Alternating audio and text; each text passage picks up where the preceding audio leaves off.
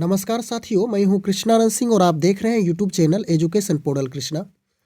आज के इस वीडियो के माध्यम से पुनः हम लोग एक नए सेट के साथ उपस्थित हैं जिसमें सोशल साइंस और साइंस का प्रश्न है। इन प्रश्नों को आप पढ़ेंगे तो आपको ऐसा महसूस होगा कि इन प्रश्नों से कभी न कभी हमारी भेंट हुई है। हो सकता है कि फ़िलहाल अभी आप भूल गए हों, लेकिन जो ही एक बार शुरू से अंत तक अध्ययन करेंगे तो पुनः यह आपके मेमोरी में सेव हो जाएगा और आगामी जो परीक्षा होगी उसके लिए आप तैयार हो जाएंगे। तो चलिए हम लोग ना अधिक समय गंवाते हुए प्रश्न की शुरुआत एक एक करके करते हैं। यहाँ पे सबसे पहले हम लोग भौतिकी का यानी फिजिक्स का कुछ प्रश्न देखेंगे। पहला प्रश्न 1 नंबर से प्रारंभ है। प्रकाश हमेशा चलती है, यानी प्रकाश हमेशा चलती है। ऑप्शन के अनुसार से हम लोग जो सटीक ऑप्शन है उसको ढूंढेंगे। सीधी रेखा में, टेढ़ी मेढ़ी रेखा में, वृत्ताकार में या तो फिर त्रिभुजाकार में। तो क्लियर है कि प्रकाश की किरण हमेशा सीधी रेखा में चलती है। ऑप्शन नंबर ए होगा। दूसरा नंबर प्रश्न है, प्रकाश के परावर्तन के कितने नियम हैं? बहुत सिंपल प्रश्न है। इन सभी प्रश्नों का अध्ययन आप किए हैं, सिर्फ इसको पुनः रिमाइंड यानी कि पुनः याद करने की आवश्यकता है। प्रकाश के परावर्तन के कितने नियम हैं? स्पष्ट है, प्रकाश के परावर्तन के 2 नियम होते हैं। यदि आप इसको डिटेल से देखना चाहते हो तो पहला नियम के रूप में है कि आपतित किरण, परावर्तित किरण और आपतन बिंदु पर डाला गया अभिलंब तीनों एक ही समतल यानी कि तीनों एक ही तल में होता है। ये हो गया आपका अभिलंब। और इसका दूसरा नियम है कि आपतन कोण और परावर्तन कोण दोनों आपस में बराबर होता है। तो स्पष्ट है, प्रकाश के परावर्तन के 2 नियम है। ऑप्शन नंबर ए है सही।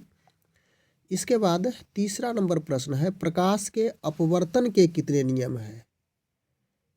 यह भी उसी प्रकार से होगा कि प्रकाश के अपवर्तन के 2 नियम हैं।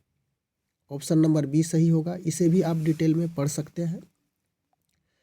इसके बाद चौथा नंबर प्रश्न में हम लोग आ चुके हैं, विद्युत धारा का एसआई मात्रक यानी विद्युत धारा का, इलेक्ट्रिक करंट का एसआई मात्रक पूछा गया है, यानी कि विद्युत धारा का एसआई यूनिट क्या है? वोल्ट या तो फिर एम्पियर, इन्हीं दोनों में से ऑप्शन सटीक ऑप्शन छिपा हुआ है। तो विद्युत धारा का एसआई मात्रक एम्पियर होता है, जिसे ए से सूचित किया जाता है। ऑप्शन नंबर बी आपका सही है। इसके बाद 5वां नंबर प्रश्न में हम लोग आ चुके हैं, पार्श्विक विस्थापन होता है।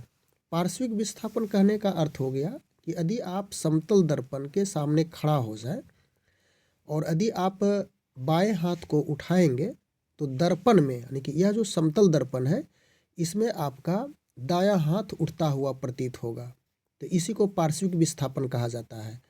तो पार्श्विक विस्थापन होता है। तो उत्तल दर्पण की बात भी करें तो उत्तल दर्पण में भी सेम उसी प्रकार से होगा कि यदि आप बाएं हाथ को उठाएंगे तो दायां हाथ उठता हुआ प्रतीत होता है। लेकिन इसका सटीक आंसर के रूप में पार्श्विक विस्थापन में समतल दर्पण होगा, लेकिन अवतल दर्पण में यह रूल फॉलो होगा पार्श्विक विस्थापन का। इसलिए राइट आंसर सी होगा, ऑप्शन नंबर सी। इसके बाद यहाँ से हम लोग केमिस्ट्री का कुछ प्रश्न देखेंगे, यानी कि रसायन शास्त्र का। नमक का रासायनिक नाम है। नमक को आप लिखेंगे तो NaCl लिखा जाता है, यानी कि यह हो गया रासायनिक सूत्र, केमिकल फॉर्मूला। और इसका रासायनिक नाम क्या है? तो Na से हो गया सोडियम और Cl से क्लोराइड। तो sodium chloride, option number B बता रहा है। बी हो गया सही।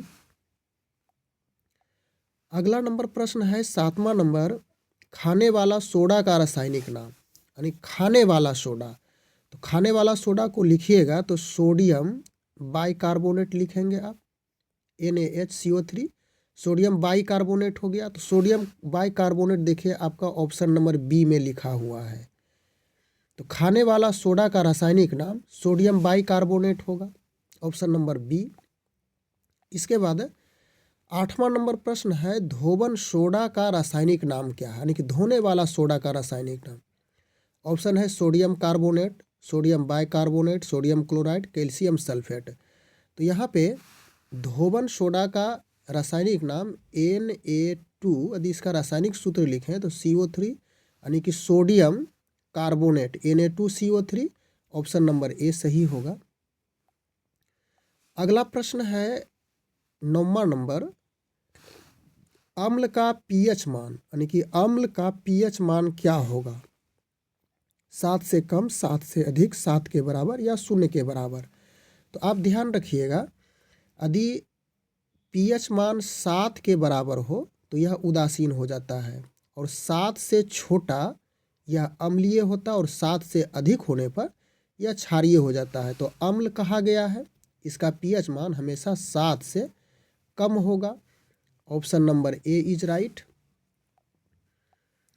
इसके बाद 10वां नंबर है प्रश्न। 10वां नंबर प्रश्न बता रहा है कि चींटी में पाया जाता है, चींटी में क्या पाया जाता है? साइट्रिक अम्ल, फॉर्मिक अम्ल, सल्फ्यूरिक अम्ल या इनमें से कोई नहीं।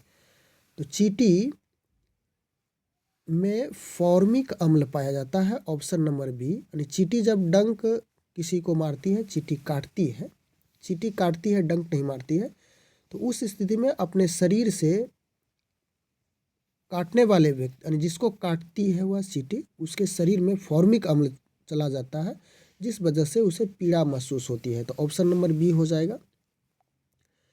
इसके बाद हम लोग यहाँ से जीव विज्ञान के कुछ प्रश्न देखेंगे। पेड़ पौधे श्वसन क्रिया में ग्रहण करते हैं। बहुत आसान सा प्रश्न है कि पेड़ पौधे जब सांस लेते हैं, यानी कि कौन सी गैसें श्वसन क्रिया में ग्रहण करते हैं? ऑक्सीजन, कार्बन डाइऑक्साइड, नाइट्रोजन या उपर्युक्त सभी।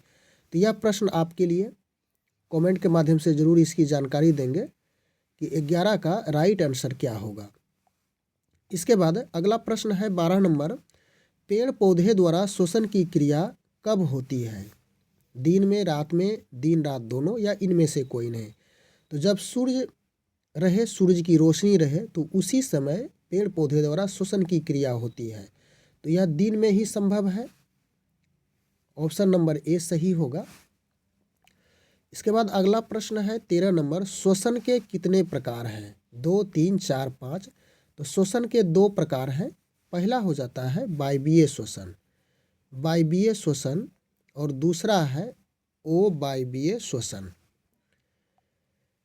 इसके बाद 14 नंबर प्रश्न है, पेड़ पौधे श्वसन की क्रिया करते हैं पत्तियों से, जड़ों से, टहनियों से, इनमें से कोई नहीं। तो पेड़ पौधे समान रूप से पत्तियों से श्वसन की क्रिया करते हैं, लेकिन विशेष परिस्थिति में जड़ों से भी करते हैं और टहनियों से भी करते हैं। तो यहाँ पे ऑप्शन नंबर डी सभी यदि रहेगा तो आपका right answer option number D हो जाएगा। लेकिन विशेष रूप से पेड़ पौधे श्वसन की क्रिया पत्तियों के द्वारा ही करते हैं, ऑप्शन नंबर ए होगा। 15 नंबर प्रश्न है, श्वसन वह प्रक्रिया है जिससे प्राप्त होती है बल, शक्ति, ऊर्जा। तो श्वसन एक प्रकार की प्रक्रिया है, एक प्रकार का प्रोसेस है जिसके द्वारा ऊर्जा प्राप्त होती है, यानी कि एनर्जी प्राप्त होती है। ऑप्शन नंबर सी सही होगा। अगला प्रश्न है 16 नंबर, और यहाँ से हम लोग सोशल साइंस यानी कि इतिहास, नागरिक शास्त्र या तो फिर भूगोल इत्यादि का प्रश्न यहाँ से प्रारंभ करेंगे। तो सबसे पहले इतिहास का कुछ प्रश्न है। महात्मा गांधी ने सत्याग्रह क्रियाविधि सबसे पहले कहाँ प्रस्तुत की थी, यानी कहाँ से प्रारंभ किए थे? ऑप्शन है दांडी, चंपारण, खेड़ा या तो फिर डी नंबर ऑप्शन है अहमदाबाद। तो आपका राइट आंसर चंपारण होगा, बी नंबर। यह बिहार में ही पड़ता है, यानी कि बिहार चंपारण से महात्मा गांधी ने सत्याग्रह क्रियाविधि यानी सत्याग्रह आंदोलन को प्रारंभ किए थे। अगला प्रश्न है 17 नंबर, जय हिंद का नारा किसने दिया? बहुत आसान सा प्रश्न है, चलिए इसमें ऑप्शन देख लेते हैं। सुभाष चंद्र बोस, जवाहरलाल नेहरू, मोतीलाल नेहरू, महात्मा गांधी। तो जय हिंद का नारा सुभाष चंद्र बोस के द्वारा दिया गया था, ऑप्शन नंबर ए। अगला प्रश्न है 18 नंबर, किसने कहा था तुम मुझे खून दो मैं तुम्हें आज़ादी दूंगा? सुभाष चंद्र बोस, अरविंद घोष, भगत सिंह, चंद्रशेखर आज़ाद। तो यह सुभाष चंद्र बोस के द्वारा ही दिया गया नारा था, तुम मुझे खून दो मैं तुम्हें आज़ादी दूंगा, ऑप्शन नंबर ए। 19 नंबर प्रश्न है, सुभाष चंद्र बोस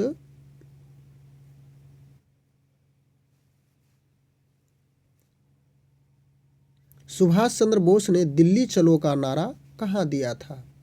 तो यही आपका राइट आंसर होगा, सिंगापुर में इन्होंने दिल्ली चलो का नारा दिया था। इसके बाद अगला प्रश्न है 20 नंबर, स्वतंत्र भारत के प्रथम गवर्नर जनरल कौन थे? स्वतंत्र भारत के प्रथम गवर्नर जनरल, लॉर्ड एटली, लॉर्ड माउंटबेटन, सी राजगोपालाचारी या राजेंद्र प्रसाद? तो स्वतंत्र भारत के प्रथम गवर्नर जनरल लॉर्ड माउंटबेटन थे। ऑप्शन नंबर बी सही है। इसके बाद अगला प्रश्न है 21 नंबर, महात्मा गांधी को सर्वप्रथम राष्ट्रपिता किसने कहा था? वल्लभ भाई पटेल, सी राजगोपालाचारी, सुभाष चंद्र बोस या तो फिर ये JL नेहरू। कोई नाम है दिया हुआ लेकिन यह तो सही होगा ही नहीं। महात्मा गांधी को सर्वप्रथम राष्ट्रपिता सुभाष चंद्र बोस के द्वारा कहा गया था। ऑप्शन नंबर सी सही होगा। इसके बाद अगला प्रश्न है 22 नंबर, जलियांवाला बाग में गोली चलाने का आदेश दिया था, किसने दिया था? लॉर्ड सिमोन, राउलेट, ओडायर, कर्जनवाली? तो आपका राइट आंसर जनरल ओडायर यानी कि ऑप्शन नंबर सी सही होगा। जनरल ओडायर के द्वारा जलियांवाला बाग में गोली चलाने का आदेश दिया गया था। अगला प्रश्न है 23 नंबर, भारतीय राष्ट्रीय कांग्रेस के सबसे अधिक समय तक अध्यक्ष कौन रहे? अब्दुल कलाम आज़ाद, इसके बाद है दादा भाई नौरोजी बनर्जी, वल्लभ भाई पटेल? तो भारतीय राष्ट्रीय कांग्रेस के सबसे अधिक समय तक यानी कि लंबी अवधि तक अध्यक्ष रहने वाले कौन थे? तो यह था Abdul Kalam Azad. Option number A है। अगला प्रश्न है 24 नंबर, भारत एवं पाकिस्तान का विभाजन किस योजना के तहत हुआ? ऑप्शन आपके समक्ष है, माउंटबेटन योजना, क्रिप्स योजना, चेम्सफोर्ड योजना, बेबल योजना? तो भारत और पाकिस्तान का विभाजन माउंटबेटन योजना के तहत हुआ था। ऑप्शन नंबर ए सही है।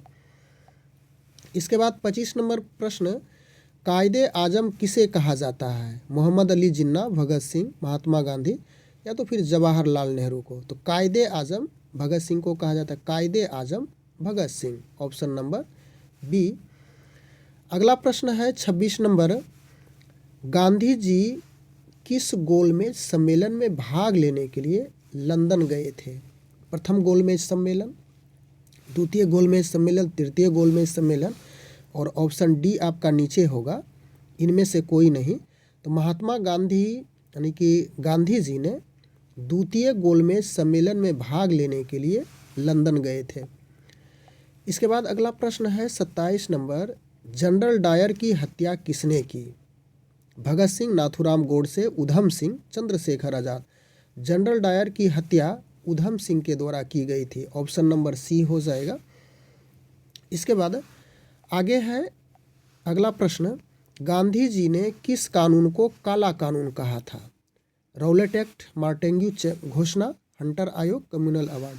तो गांधी जी ने काला कानून राउलेट एक्ट को कहा था। यानी कि राउलेट एक प्रकार का कानून था, राउलेट एक्ट था, इसे ही काला कानून के रूप में जाना जाता है और गांधी जी के द्वारा कहा गया था। Option number A is right. इसके बाद 29 नंबर प्रश्न है, महात्मा गांधी के राजनीतिक गुरु कौन थे? महात्मा गांधी के राजनीतिक गुरु गोपाल कृष्ण गोखले थे। ऑप्शन नंबर डी होगा। इसके बाद 30 नंबर प्रश्न है, सारे जहां से अच्छा हिंदोस्तां हमारा के रचनाकार कौन है? रविन्द्रनाथ टैगोर। इसके बाद आगे ऑप्शन है इकबाल, रहमत अली, भगत सिंह। तो सारे जहां से अच्छा हिंदोस्तां हमारा, इसके रचनाकार इकबाल है। Option number B. इसके बाद हम लोग यहाँ से भारतीय राज व्यवस्था से महत्वपूर्ण प्रश्न का अध्ययन करेंगे। पंचायती राज की आधारशिला है, बहुत अच्छा क्वेश्चन है। पंचायती राज की आधारशिला है ग्राम सभा, ग्राम पंचायत, पंचायत समिति या तो जिला परिषद है। चलिए बताइए कौन सा होगा? तो पंचायती राज की आधारशिला ग्राम सभा होती है। Option number A. इसके बाद आगे चलें 32 नंबर प्रश्न में, पंचायती राज संस्थाओं के निम्नतर स्तर पर कौन है? ऑप्शन है ग्राम सभा और पंचायत, पंचायत समिति, जिला परिषद, इनमें से कोई नहीं। तो सबसे निम्नतम यानी कि प्रारंभिक स्तर पर, निम्नतम स्तर पर ग्राम सभा और पंचायत होती है, ऑप्शन नंबर ए होगा। और इसके बाद उच्चतर स्तर की बात करें तो यह जिला परिषद हो जाती है, ऑप्शन नंबर यह। तो यह उच्चतर और निम्नतम के लिए आपका ऑप्शन नंबर ए सही हो जाएगा, ग्राम सभा और पंचायत। इसके बाद 33 नंबर प्रश्न है, पंचायती राज संस्थाओं के उच्चतम स्तर पर कौन सा है। इसकी चर्चा हम लोग अभी तुरंत कर चुके हैं पिछले वाले प्रश्न में। तो इसे आपको कमेंट के माध्यम से जानकारी देनी होगी कि पंचायत राज संस्थाओं के उच्चतम स्तर पर कौन सी संस्था है। आसान सा प्रश्न है जिसकी चर्चा हम लोग इन प्रश्न का कौन सा उत्तर होगा इसकी कर भी चुके हैं, कमेंट के माध्यम से जरूर जानकारी देंगे। इसके बाद 34 नंबर प्रश्न है, पंचायती राज की प्रधान समस्या है, यानी पंचायती राज की जो मेन प्रॉब्लम्स है, प्रधान समस्याएं हैं, वह क्या है। यहाँ पे पूछा गया है निर्धनता, दलगत राजनीति, अशिक्षा, सामाजिक कुरीतियाँ। तो दलगत राजनीति सबसे बड़ी समस्या यानी कि मुख्य प्रॉब्लम्स पंचायती राज संस्था की हो जाती है, ऑप्शन नंबर बी होगा सही। इसके बाद अगला प्रश्न है 35 नंबर, ग्राम पंचायत का निर्वाचन कराना निर्भर करता है कलेक्टर, चुनाव आयोग, केंद्र सरकार या तो फिर राज्य सरकार के द्वारा। तो यह राज्य सरकार के द्वारा, ऑप्शन नंबर डी होगा। ग्राम पंचायत का निर्वाचन यानी ग्राम पंचायत का जो चुनाव होता है इसके राज्य सरकार के द्वारा कराई जाती है। अगला प्रश्न है 36 नंबर, पंचायती राज विषय है, यानी पंचायती राज विषय किस सूची के अंतर्गत है, समवर्ती सूची, केंद्र सूची या तो फिर राज सूची है। तो यह ऑप्शन नंबर सी होगा सही, यानी राज सूची के अंतर्गत पंचायती राज विषय को रखा गया है। इसके बाद 37 नंबर प्रश्न है, पंचायत के द्वारा कौन सा कर वसूला जाता है, स्थानीय मेलों पर कर, बिक्री कर, भू राजस्व कर या तो फिर कौन सा कर होगा, ऑप्शन नंबर डी भी हम लोग देख लेते हैं, सीमा कर। तो पंचायती राज यानी पंचायत के द्वारा, पंचायती राज व्यवस्था के द्वारा कौन सा कर वसूला जाता है, तो यह स्थानीय मेलों पर कर, यानी कि स्थानीय मेला कर पंचायती राज व्यवस्था के द्वारा वसूला जाता है। इसके बाद 38 नंबर प्रश्न है, पंचायत स्तर पर यानी कि पंचायत स्तर पर राज्य सरकार का प्रतिनिधित्व कौन करता है, ग्राम सेवक, ग्राम मुखिया, सरपंच, पंचायत समिति। तो इसका राइट आंसर सरपंच होगा, ऑप्शन नंबर सी, यानी कि सरपंच पंचायत स्तर पर राज्य सरकार का प्रतिनिधित्व करता है। अगला प्रश्न है 39, पंचायती राज के कार्य क्षेत्र में नहीं आता है ग्रामीण सड़क, ग्राम उद्योग, कृषि उद्योग, कृषि उत्पादन या कृषि उद्योग भी कर सकते हैं, माध्यमिक शिक्षा।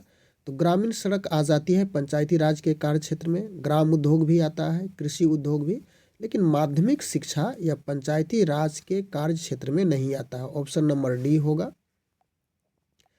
अगला प्रश्न है 40 नंबर, पंचायती राज संस्थान के अधिकतम आय का स्रोत क्या है, यानी कि इनकम का सोर्स क्या है पंचायती राज को, स्थानीय कर, क्षेत्रीय कर, सरकारी अनुदान, संघीय राजस्व में अंश। तो आपका ये ऑप्शन नंबर सी, यानी कि सरकारी अनुदान के तहत पंचायती राज संस्थान को इनकम का सोर्स यानी कि इनकम प्राप्त होती है। आगे है 41 नंबर, पृथ्वी को गोलाकार बताने वाला प्रथम विद्वान कौन था, पृथ्वी गोल है इसे बताने वाला कौन पहला था, अरस्तु, कोपरनिकस, केपलर या तो फिर पाइथागोरस। तो आपका राइट आंसर पाइथागोरस होगा। पाइथागोरस ने ही सबसे पहले पृथ्वी को बताया कि यह गोलाकार होती है। इसके बाद 42 नंबर प्रश्न है, कौन सा तारा पृथ्वी के सर्वाधिक समीप है, ध्रुव तारा, अल्फा सेंचुरी, सूर्य, इनमें से कोई नहीं। तो आपका सूर्य भी एक तारा है और यह पृथ्वी से सबसे नज़दीक है, सी नंबर ऑप्शन होगा। इसके बाद 43 नंबर प्रश्न है, दिन और रात होने का क्या कारण है, पृथ्वी का अपने अक्ष पर घूर्णन, यही आपका राइट हो जाएगा। पृथ्वी का अपने अक्ष पर घूर्णन के कारण दिन और रात होता है, ऑप्शन नंबर ए। अगला प्रश्न है 44 नंबर, ऋतु। ऋतु को थोड़ा सा हम लोग सुधार लेंगे इस प्रकार से, ऋतु ऋतु को क्यों होती है?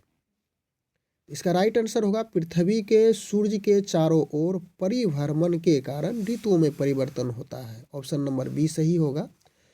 और 45 नंबर प्रश्न है, संभवतः हम लोग अंतिम प्रश्न में आ चुके हैं। बिना उपग्रह वाले ग्रह है, यानी वैसा कौन सा ग्रह है जिसके पास उपग्रह नहीं है? ऑप्शन के अनुसार से हम लोग यहाँ पे ढूंढें, बुध और शनि, बुध और शुक्र, बुध और मंगल, मंगल और शुक्र। तो बुध और शुक्र एक ऐसा ग्रह है जिसके पास उपग्रह की संख्या इसको इस प्रकार लिखिए, उपग्रह की संख्या 0 होती है, यानी कि इसके पास कोई उपग्रह नहीं है बुध और शुक्र को। तो ऑप्शन नंबर बी सही होगा। तो इस प्रकार से हम लोग इस वीडियो के माध्यम से कुल 45 प्रश्न का अध्ययन किए, जो आगामी परीक्षा के लिए काफ़ी महत्वपूर्ण होगा और आसान सा प्रश्न है। यदि आप 1 से 45 तक इन प्रश्नों को देख लिए होंगे, पढ़े होंगे, तो निश्चित रूप से यह आसानी से याद हो जाएगा और परीक्षा के लिए आप यदि ऐसा प्रश्न आता है तो आप मिस नहीं करेंगे। बस आज के वीडियो में इतना ही। Thanks for watching. Good bye.